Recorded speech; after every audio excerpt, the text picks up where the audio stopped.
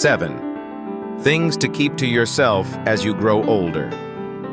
If you want your children's love and respect, have you ever found yourself sitting in the stillness of an early morning, coffee in hand, watching the light slowly spill across the room, and thought to yourself, there's so much I've seen, so much I've felt, but maybe it's better left unsaid?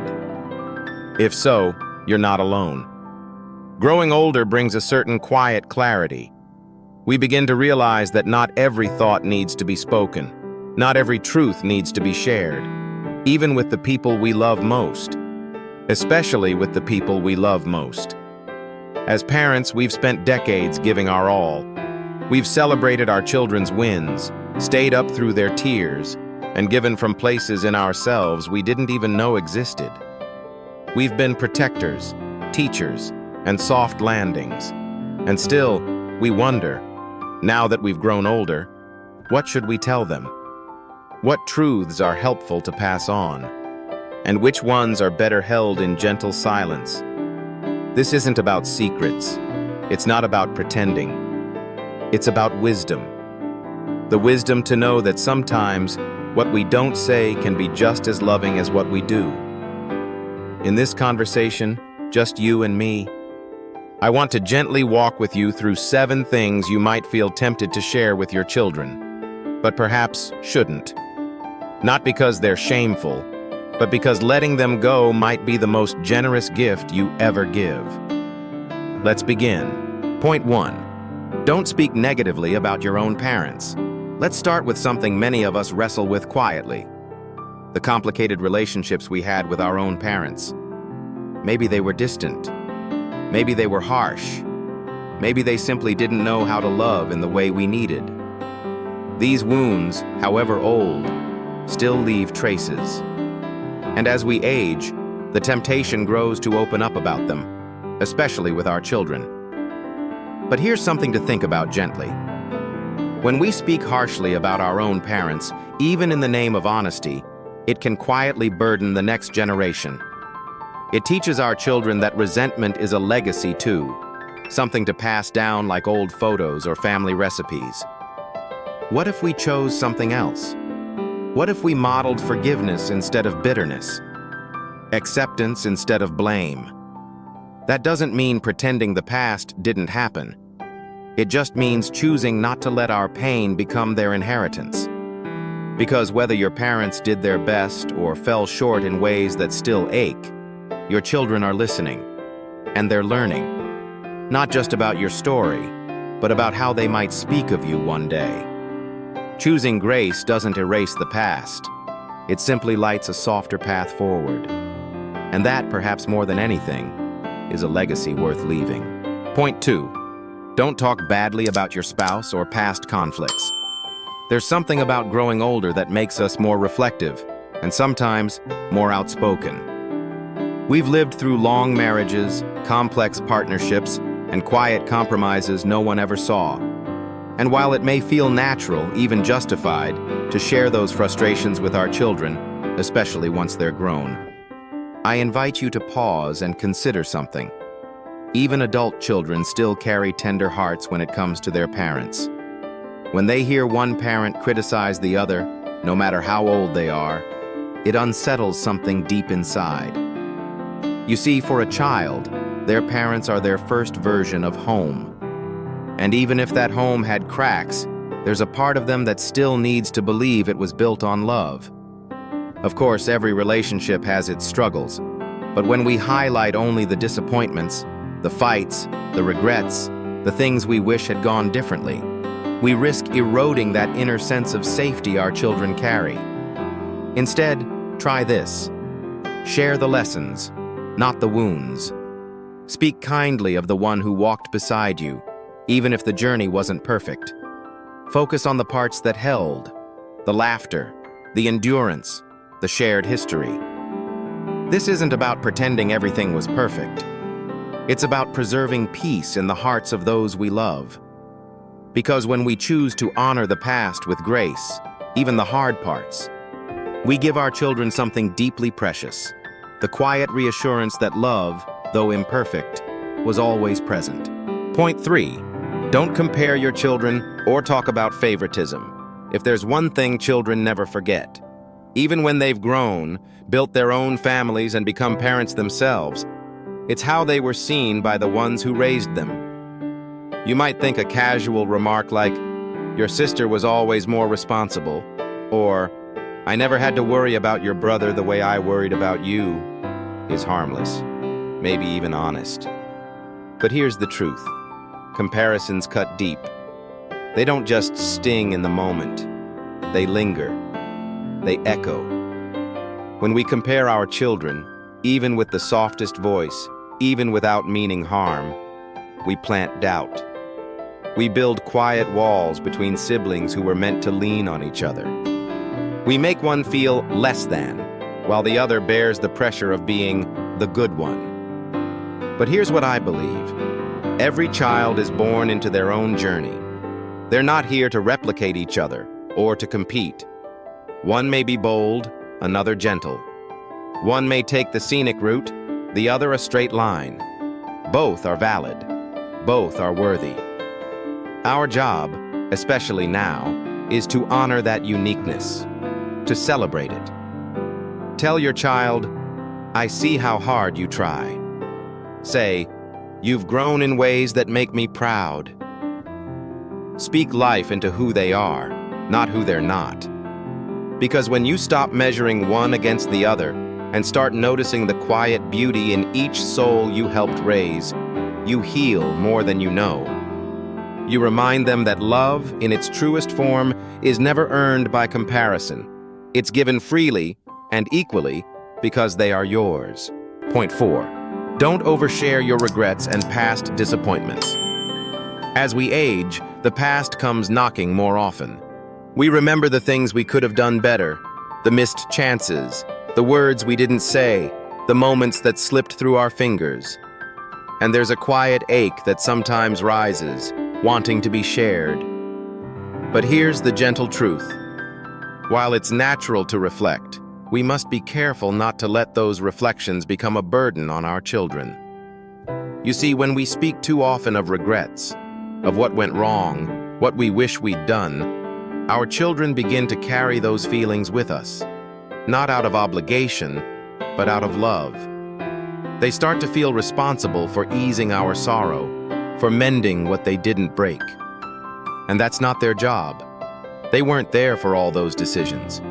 They didn't live the weight of our younger years. What they need from us now is not a running list of our disappointments, but a sense of peace, of resolve, of having made it through with dignity. So instead of saying, "I should have," "I wish I hadn't," try this. Here's what I learned. Even in the hard moments, I grew. This is the story that shaped me, and I'm still standing.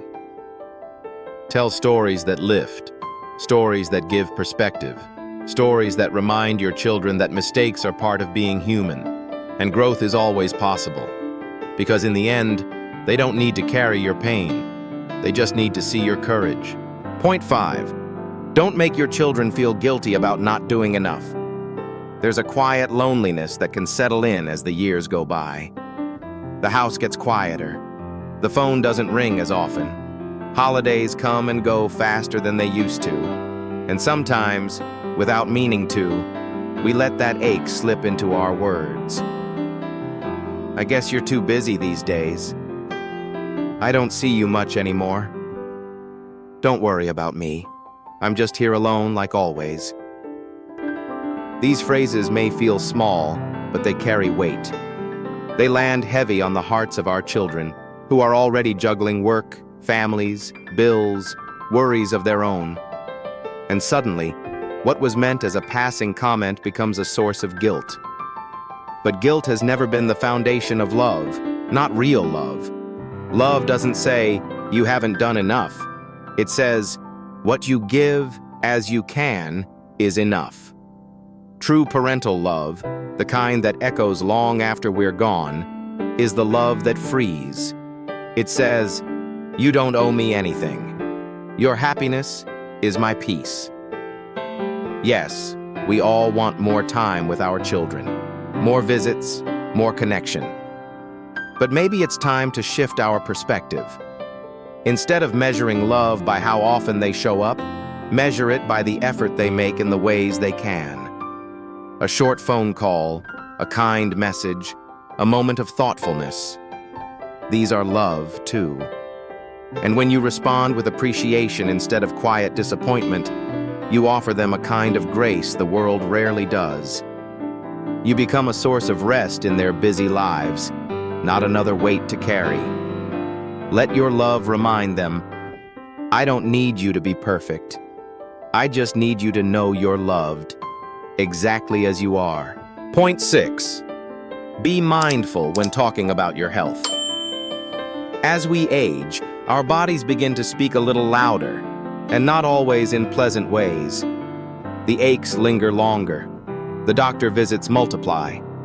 There are days when everything just feels heavier. And it's only natural to want to share. After all, your children love you. They ask how you're doing. They care. But here's something to hold gently. There's a difference between being honest and being overwhelming. When we constantly talk about every symptom, every diagnosis, every fear, no matter how real or valid, we risk turning our children into caretakers of our worry, not just our well-being. And here's the hard part. They'll try to carry it.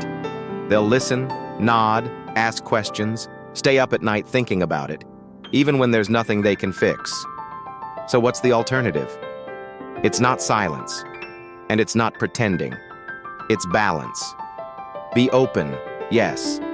Let them know what matters, but also choose what to protect. Not to hide, but to shield them from unnecessary heaviness. Share the facts, not the fear. Let them know you're handling what you can with the strength you still have. Because sometimes, the kindest thing we can say is simply, I'm okay today, and that's enough. This doesn't mean walking alone. It just means walking with love, knowing that peace of mind is a gift you can still give, even now. Because your presence, your steadiness, your quiet faith in each new day, that more than any test result, is what they'll carry in their hearts. Point 7. Don't let your children feel like they're your burden. There's a quiet fear that creeps in as we grow older. The fear of becoming too much. Too much to worry about. Too much to care for. Too much for the ones we love.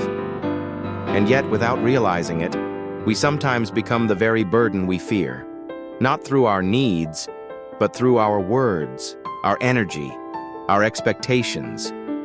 When we say things like, I don't want to be a burden, but, or, I guess I'm just in the way these days, we don't just express worry, we pass it on. We plant guilt in the hearts of our children, even when all they want is to love us freely. But here's the truth. Love is not a transaction. It's not earned by being low maintenance. It's not proven by how little you ask for. Real love breathes. It uplifts. It creates space, not pressure. Encouraging your children to live fully, without tethering them to your needs, is one of the most powerful acts of love you can give. And equally important, continue to nurture your own independence in the ways you can. Keep learning, keep laughing, keep making your own plans when possible. Show them that your life still has movement, meaning, momentum. You are not a burden. You are a blessing. And when you carry yourself with dignity and lightness, you give your children permission to love you without fear, to care for you without guilt, and to walk beside you, not behind you, weighed down by worry. In the end, the best gift you can give is the freedom to love and be loved, with no strings, no shame, and no sorrow attached. As we near the end of our time together, I want to gently bring us back to the heart of this conversation. In a world that's full of noise, where everyone is shouting their truths, their opinions, their struggles, there is a quiet power in what we don't say. Sometimes, the most loving thing we can do is to hold space, to offer silence, not as a void, but as a gift. You don't have to say it all. You don't need to share every regret, every disappointment, every worry. Because your presence, your calm, steady presence, may be the greatest gift of all. It's not in the things you say that your children feel most loved.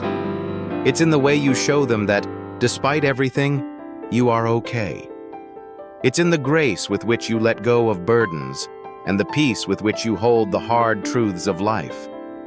This is your legacy, a love that doesn't weigh them down, a love that frees them, a love that encourages them to live their own lives fully, without the shadow of your unspoken pain. So remember this: when in doubt, choose silence. Choose the quiet wisdom that says, "I trust you." Choose the silence that says, "I'm here and I'm okay." Because, my friend, that may be the most powerful gift you can give. Before we part ways today, I want to invite you to share your thoughts, your experiences, your stories. What has been your journey with aging, with love, with the moments you've shared with your children? How do you navigate the delicate dance of wisdom, silence, and presence? We're all walking a similar path, but each of us carries our own unique story. And by sharing, we can remind each other that we're not alone on this journey. I'd love to hear from you in the comments. Let's start a conversation, one where we support and uplift one another as we grow, as parents, and as people who still have so much love to give. As we move forward in life, remember this: each new day is a chance to begin again. Embrace it with peace, knowing that you are loved deeply, and you still have so much purpose to offer. Thank you for being here today. Take care of yourself, and know that every moment you share, every lesson you teach, leaves a beautiful imprint on those around you. We're all in this together. As we reach the end of our time together, I want you to know something truly important. You are not alone. Even in the quiet moments, when it feels like the world is moving around you, you are never truly alone. The love you've given, the lessons you've shared, and the presence you offer, they matter. They are seen, and they continue to ripple out even when you don't see the effects. You still have so much love to give, so much wisdom to offer, and your heart is more than enough to make a difference in this world. Sometimes in silence, we speak the loudest. In the stillness of a quiet moment, in the space between words, love has room to grow. And that love, your love, is a powerful force. So as you go forward, carry this with you. You are valued, you are cherished, and you are a part of something much bigger than yourself. Thank you for being here. Thank you for sharing this time. Keep shining your light, quietly and brightly, knowing that your presence alone is a gift beyond measure. Until next time, take care and remember, love is always with you, in every word, every silence, every step of the way.